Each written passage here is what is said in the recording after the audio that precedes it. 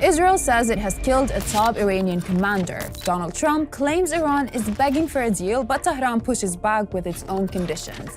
Global markets are rattled by a growing helium crisis, and a new player signals it may enter the fight.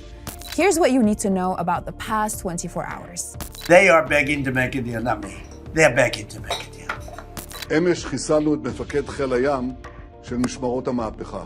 أعلن أننا لن نتردد أبداً في أداء واجبنا الإسلامي في الجهاد في سبيل الله تعالى ضد طاغوت العصر. Israel says it has assassinated IRGC Navy commander Ali Reza Tangsiri in a targeted strike on Bandar Abbas. According to Israeli officials, the operation was aimed at weakening Iran's naval command structure in the Gulf. Tangsiri is a key figure long associated with Iran's control over the Strait of Hormuz and its asymmetric naval tactics. On diplomacy, the clock was ticking on a 5-day pause on strikes against Iran's energy plans set by US President Donald Trump. Now that pause has been extended by another 10 days.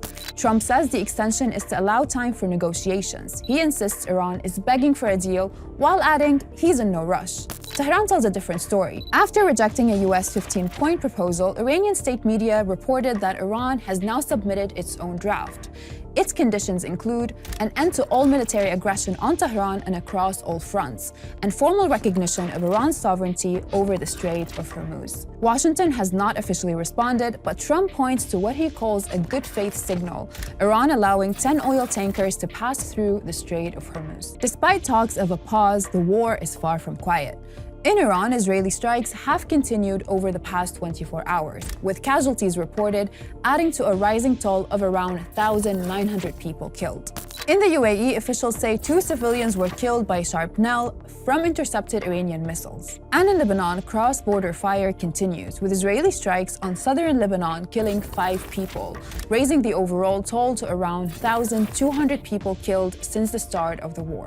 And now the Wall Street Journal is reporting the Pentagon is considering sending up to 10,000 additional US ground troops to the Middle East, as President Trump weighs expanding military options while the conflict with Iran continues and diplomatic efforts unfold. And beyond oil, another crisis is emerging: helium. The conflict is disrupting key supply routes, particularly from Qatar, one of the world's largest exporters. Helium is critical as it's needed for medical imaging like MRIs, semiconductor manufacturing, and space and defense industries. And finally, a new player.